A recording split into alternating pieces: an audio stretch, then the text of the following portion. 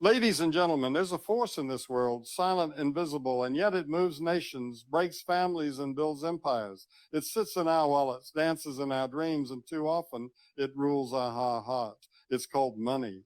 Money itself is not evil. No, it's not. It is paper, metal, digits on a screen. It has no soul, no voice, no life of its own.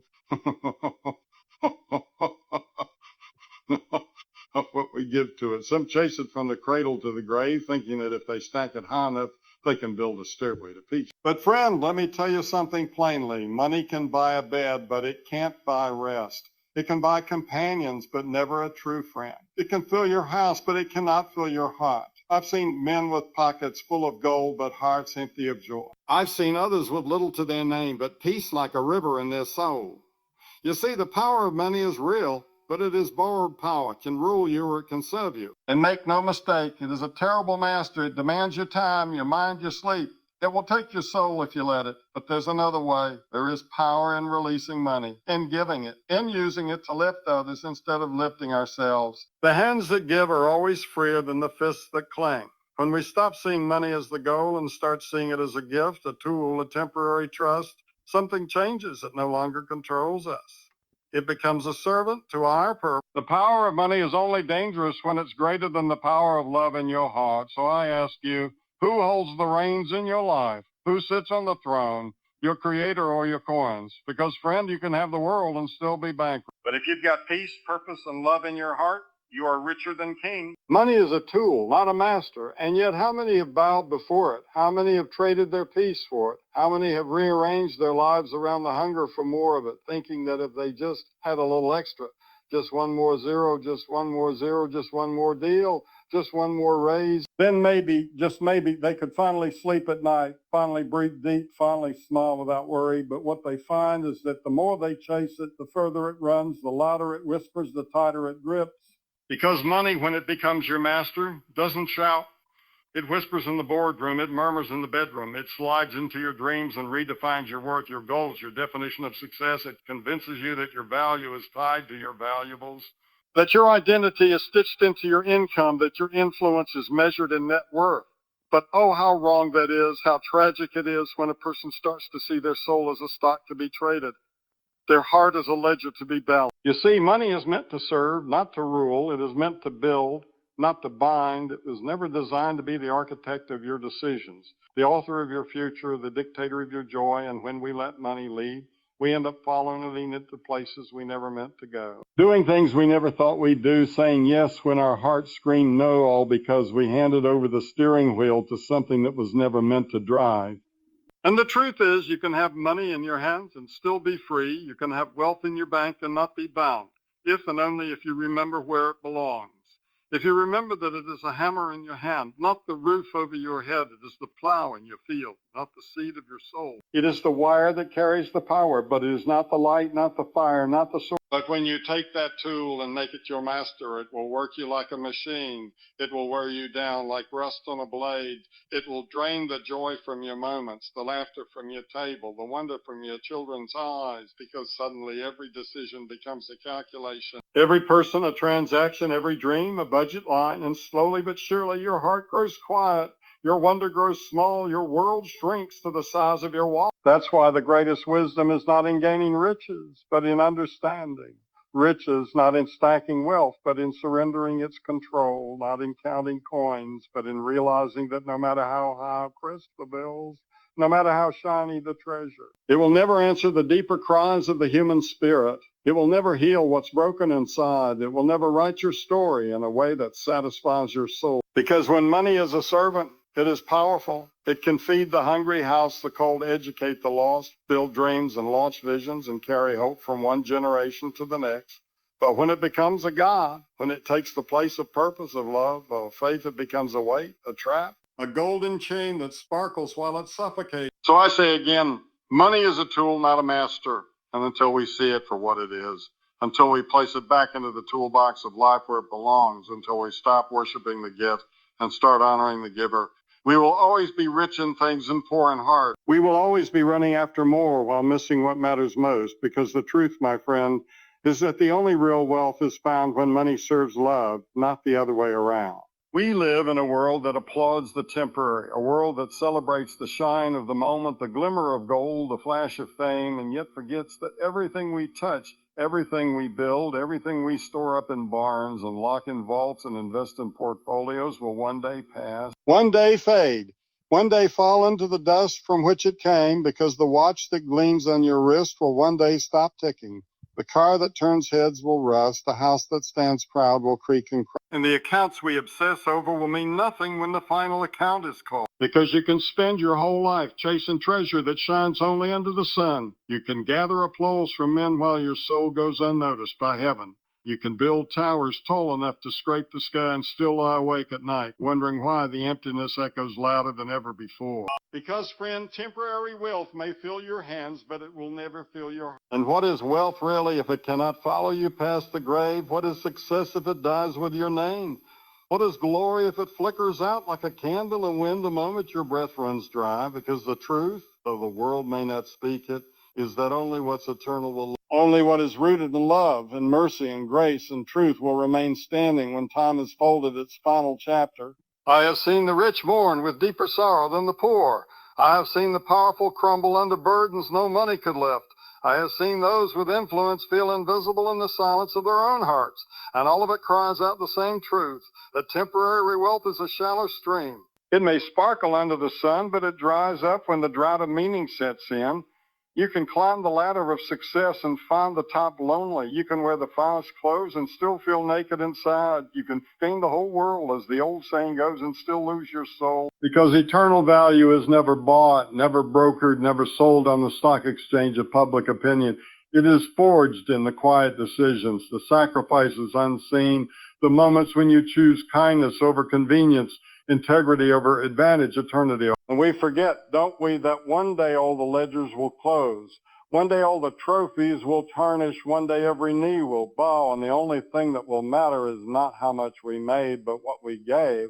Not how loud our name echoed in halls of power, but how gently it was whispered in places of pain. Not how many followed us, but how many were led to truth because we lived with open hearts. Because eternal value is measured in love, in legacy, in truth that outlives us, in seed sown where no one was looking, in prayers spoken in the dark, in the lives we lift rather than the luxuries we hoard. And when we live like that, we build something the world cannot erase, something moth and rust cannot destroy, something that reaches beyond the grave and into the everlasting. So I say, let us not be fooled by the glitter of the now. Let us not sell the eternal for the temporary. Let us not trade what is priceless for what is passing, but let us invest our lives in what lasts, plant our roots in what cannot be shaken, and walk not by the riches we carry in our pockets, but by the truth we carry in our hearts. For only then will we find a treasure that time cannot touch and death cannot. There is a lie that echoes through the halls of this world, a sweet and subtle whisper that tells us if we just have enough savings, enough insurance, enough property, enough power, enough titles, enough followers, enough connections, then we will be secure. Then we can finally breathe and rest and stop looking over our shoulder. But the truth, the hard and holy truth, is that security built on things that break is not security at all. It is a house built on sand. It is a shelter made of smoke. Because you can wrap yourself in wealth like armor. You can stack your money like bricks. You can wall yourself in with possessions, strategies, and still be shaken to the core by a phone call in the night, a doctor's report, a sudden storm, a market crash, a betrayal you never saw coming, because real life does not answer to your spreadsheets or your 5-year plan. It shows up uninvited, and when it does, it strips the false from the real. And oh, how many live every day clinging to that illusion, walking with puffed chests but anxious hearts, smiling for cameras but losing sleep at night, because deep down they know what we all know. Money cannot stop time. Success cannot stop sickness. Influence cannot heal a broken spirit. And no matter how tightly we hold on to what we have, it can all be taken in a moment, in a heartbeat, in the blink of an eye. You see, there is a deeper safety, a greater shelter, a firmer foundation. But it cannot be bought. It cannot be built by human hands. It does not rise and fall with the market.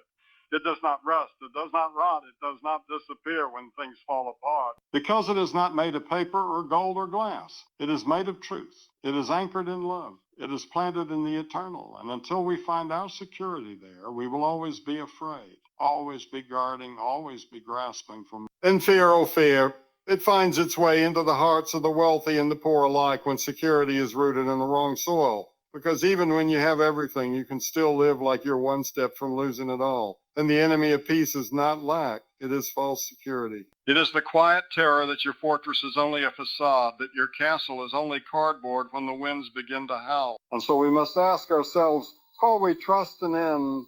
What are we building our lives upon? What are we hoping will catch us when the bottom falls out? Because one day the storm will come.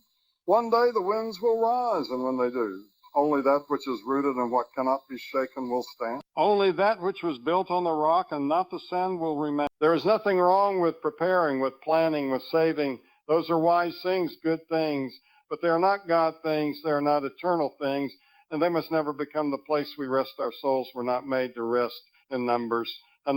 Our souls were made to rest in something far greater, in someone far stronger, in a peace that surpasses understanding, and a love that never fails. So let us tear down the illusion brick by brick. Let us stop mistaking comfort for safety. Let us stop building our hope on what will one day be dust. And let us lean instead into the only security that cannot be stolen, shaken, or sold. For it is only when we let go of the illusion that we can finally lay hold of the truth. That real security begins where trust in the temporary ends. Greed is a silent killer, the kind that knocks on your door with thunder and noise, but the kind that creeps in quiet, the kind that whispers not with fangs, but with flattery, the kind that tells you just a little more will be enough. Just one more raise, one more deal, one more upgrade. One more step up the ladder, and then you'll feel full, then you'll feel whole, then you'll feel satisfied. But the terrible tragedy is that it never delivers, it never stops, it never fills, because greed doesn't feed you, it feeds on. And it doesn't always look evil on the outside. No, sometimes it wears a suit. Sometimes it carries a briefcase. Sometimes it smiles for the camera and signs the contract and blends into the applause. Because greed knows how to hide, knows how to blend in, knows how to justify itself in the name of ambition, of responsibility, of providing, of strategy, of legacy, of growth. But behind the curtains of all those words, it is tightening its grip around the soul, slowly, silently said. You don't notice at first, you just stop seeing people as people and start seeing them as numbers, as obstacles, as stepping stones, as market shares. And little by little, your prayers become profit margins, your peace becomes performance, your purpose becomes possession, and before you know it, your heart is no longer moved by need, no longer stirred by kindness, no longer broken by suffering, because greed has dulled the senses, hardened the heart, narrowed the vision. And greed never walks alone. It brings its friends, envy, pride, anxiety, and fear, and once they move in, they take up residence in every corner of your life, so that you start hoarding what you used to give, hiding what you used to share, fearing what you used to face. And deep down, you know something's wrong. Deep down, you feel the hunger growing louder, not quieter, and yet still you chase more because greed convinces you that more is the only cure for the ache it caused. But here is the truth no one wants to say out loud. Greed will never make you rich. It will only make you restless. It will never satisfy you. It will only stretch the hole in your soul wider. It will not protect you from loss. It will only guarantee that when you do lose, you've built your identity on what can be taken. And friend, when your identity is rooted in what you own, it is only a matter of time before you are owned by what you choose. And the most dangerous thing about greed is not how it affects your wallet, but how it affects your worship, how it steals your gaze from heaven and fixes it on earth, how it turns your hands inward, how it tricks you into thinking that heaven is more important than becoming, how it takes your focus off of eternal things and glues your heart to the temporary, the fading, the fleeting, till you find yourself rich in things but poor in soul. But there is a way out. There is always a way out, and it doesn't begin with more money. It begins with more honesty, more surrender, more open hands, more gratitude, more generosity, more love. Because when you give, you break greed's grip. When you share, you pierce its armor. When you say enough, you take back the authority you handed over, because greed only wins when you let it whisper and never answer it with truth. So let us search our hearts with courage. Let us name this silent killer before it becomes our master. Let us tear down its throne before it hardens our humanity. Let us trade the prison of possession for the freedom of purpose. And let us remember that it is far better to die with a giving heart and empty hands than to live with full pockets and a soul that forgot how to love. Giving breaks the grip of greed, not because it empties your pockets, but because it frees your heart, not because it lowers your net worth, but because it raises your soul's worth. Not because it takes something away, but because it gives you something back, something the world can't, something the banks can't store, something the markets can't touch, peace, freedom, joy, that quiet and mighty joy that comes when your hand opens and your soul. Because greed is clenched fists, always grabbing, always guarding, always counting, always calculating, but giving is open hands, giving is trust in motion, giving is love on display. Giving says what I have is not who I am, and what I hold is not what I need, and what I give away can never be taken from me. And that, my friend, is where the chains begin to break, where the voice of greed begins to lose its power. You see, giving does something greed cannot understand. It multiplies by subtracting. It increases by letting go. It adds value by pouring out. And every time you give, whether it's a coin or a moment or a hand or a listening ear, you are telling greed it does not rule you. You are reminding your heart who the real master is. You are building treasure in a place where moth and rust have no dominion. And giving doesn't have to be grand to be glorious, doesn't have to be public to be powerful, doesn't have to be large to leave a legacy. Because sometimes the quietest gifts echo the loudest in eternity. Like the widow's mite, like the cup of water, like the extra coat, like the midnight prayer, like the visit no one saw. And it's in these moments, these seemingly small acts, that heaven leans in and says, that right there, that's the real. Because the power of giving is not just in what it does for others, it's in what it does to you. How it loosens the grip of materialism, how it silences the lie of scarcity, how it awakens compassion that had gone cold, how it realigns your soul to see that life is not measured by what you get, but by what you give, by what you sow, by what you scatter like seeds into the lives of others. And every time you give, you are declaring war on selfishness. You are shaking the foundation of fear. You are saying, I will not live under the tyranny of morale, and I refuse to let money make my decisions, because generosity is not just a good deed. It is a weapon. It is spiritual warfare against the spirit of greed, and it leaves a trail of freedom wherever it goes. So give when it's easy and give when it costs. Give when you're seen and give when you're not. Give out of your plenty, give from your pain. Give because you've been given, because you've been forgiven. Give because grace has no price tag and love has no ledger. And when you do, watch as the cold fingers of greed fall away from your soul like dead leaves in the wind. And if ever you doubt the power of giving, just look at the cross, look at the hands stretched wide, look at the life poured out, the blood spilled, the mercy given with no return expected, and know that the greatest freedom this world has ever known came through the greatest act of giving. And that same freedom still lives, still breathes change. Every time a heart says, I will give because I am no longer owned by what I own. True wealth is found in purpose, not in how much you can hold, but in how far you can reach, not in what you accumulate, but in what you activate, not in the size of your bank account, but in the strength of your calling, not in possessions that pass, but in a mission that moves you, burns in you, drives you to live not just for success, but for significance, not just for survival, but for service. Because you were not created to count coins. You were created to count moments, count people, count seeds planted in soil that outlives you. And there comes a time, if you're listening, when the soul starts asking deeper questions. Why am I here? What is this all for? What difference does my life make? And those questions cannot be answered by a paycheck, a title, a trophy, or a portfolio, because purpose is the language of the heart, the echo of eternity in you. And until you find it, everything else will feel like noise, like motion without meaning, like breathing without really living. Because the richest man in the world is poor if he doesn't know why he wakes up in the morning. And the poorest man in the world can be rich if he wakes up with purpose in his heart and love in his hands and a fire in his eyes that says, I was made for more than thee. And once you see it, once you taste that kind of wealth, nothing else satisfies, nothing else compares, nothing else feels like. And you may find your purpose in a classroom or a kitchen in a hospital or a hallway, in a microphone or a mop, in raising children or in raising the broken, because purpose is not about where you stand. It's about who you serve. It's about what breaks your heart and what brings it to life again. It's about the thing you would do even if no one clapped, even if no one paid, even if no one noticed, because it's not for them. It's for something higher, something deeper, something holy.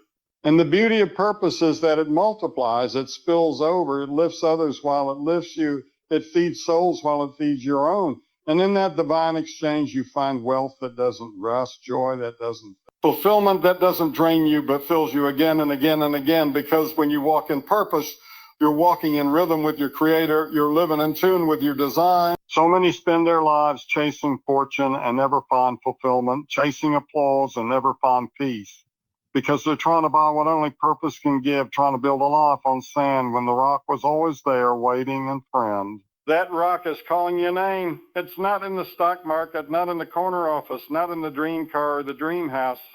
It's in the dream planted in you from the beginning, the one you were afraid to believe in, the one you buried under busyness and fear. But if you dig it up, if you dust it off, if you dare to walk in it, you will find wealth this world cannot steal. You will find mornings that make you rise with passion, nights that make you sleep with peace, and days that echo in eternity.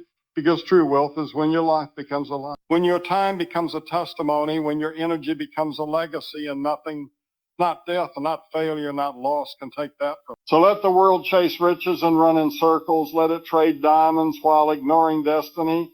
But you run after purpose, run after calling, run after truth, and you will discover what many never do, that you're already rich when you know why you're here. And you are never empty when your life is poured out for something greater than yourself.